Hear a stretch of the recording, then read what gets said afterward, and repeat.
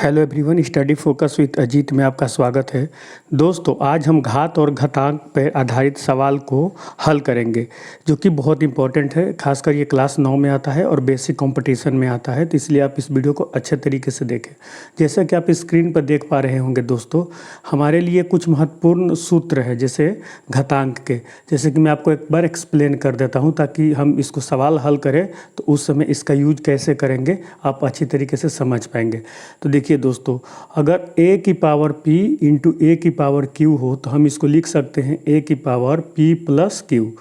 ठीक है, तो इसको दोस्तों आप ऐसे समझ सकते हैं, इसको हम आधार बोलते हैं और उसको हम पावर बोलते हैं, मतलब घात बोलते हैं। जैसे कि आधार a और उसका घात p है। ठीक है, तो अगर हम इसको ऐसे याद कर ले कि आधार एक समान हो और बीच में गुणा का चिन्ह हो तो घात आपस में जुट जाता है। ठीक है, और दूसरा देखिए दोस्तों, a की पावर p अपान a की पावर q, इसको हम ऐसे लिख सकते हैं a की पावर p माइनस q।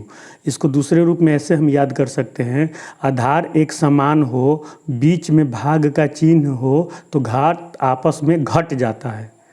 ठीक है दोस्तों, ये तो 2 हो गया।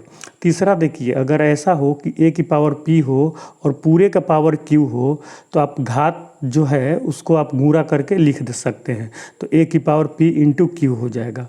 ठीक है दोस्तों, एक चौथा फार्मूला है a की पावर p इंटू b की पावर p, मतलब कि आधार जो है वो अलग अलग है लेकिन घात दोनों का एक समान है, तो हम दोनों को गुणा करके घात आप ऊपर लगा सकते हैं। मतलब a की पावर p इंटू बी की पावर p बराबर ए बी की पावर p। ठीक है दोस्तों, तो ये 4 फार्मूला आप ध्यान रखना, ये बहुत इंपॉर्टेंट है। किसी भी घात और घातांक वाले सवाल को आप इससे हल कर सकते हैं। जैसा कि आप स्क्रीन पर देख पा रहे होंगे हमारा क्वेश्चन, तो हम चलिए इसको हल करते हैं और आपको बताते हैं कि ये कैसे हल होता है। अब देखो दोस्तों, 125 की पावर 1/3 है, तो अब हमें क्या करना है कि इस 5 का हमें गुणनखंड 125 का हमें गुणनखंड करना पड़ेगा। ठीक है, तो जैसे कि अगर 125 का आप गुणनखंड करेंगे तो ये आ जाएगा 5 की घात 3। ठीक है, और उस पूरे का घात आप चाहो तो 1/3 लिख दो। ठीक है, अब ये 5 की घात 3 आया कैसे, तो देखिए मैं आपको समझाता हूँ इधर रफ वर्क में। ठीक है, जैसे कि मान लो कि 125 है। ठीक है, देखो 125,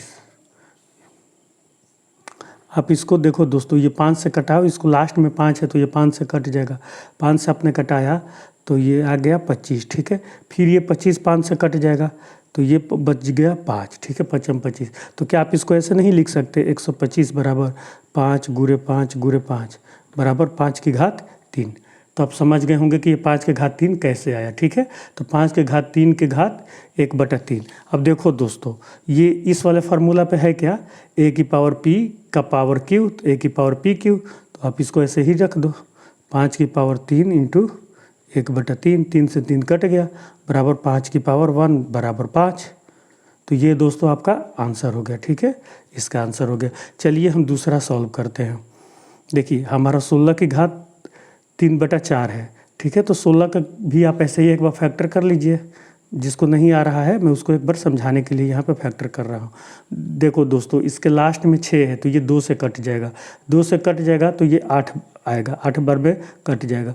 फिर ये 8 2 से कट जाएगा तो 2 चौके 8, फिर ये 4 2 से कट जाएगा, 2 दूनी के 4। ठीक है, तो क्या आप इसको 16 को ऐसे नहीं लिख सकते, 2 1 2 3 4 बार 2 है, गुरे 2 बराबर 2 की पावर 4। ठीक है, बस आप उसको यहाँ पे ऐसे रख दीजिए, तो बराबर अब 16 को लिख सकते हैं 2 की पावर 4 और उसका पावर है 3/4।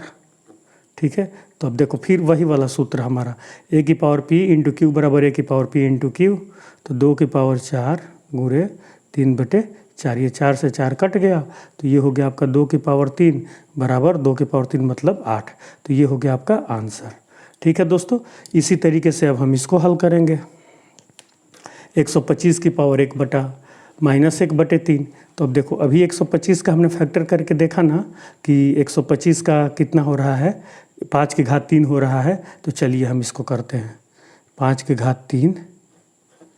ठीक है, 125 को हम लिख सकते हैं 5 की घात 3 माइनस 1/3।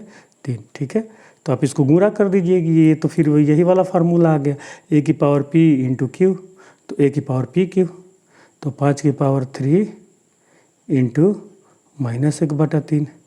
ठीक है, ये 3 से 3 कट गया तो बराबर 5 की घात -1। तो ये ऊपर माइनस में है तो आप इसको नीचे लेके आ जाइए, 1/5 की घात 1 हो जाएगा, प्लस बराबर 1/5 हो जाएगा, बराबर 1/5। तो ये रहा दोस्तों आपका आंसर।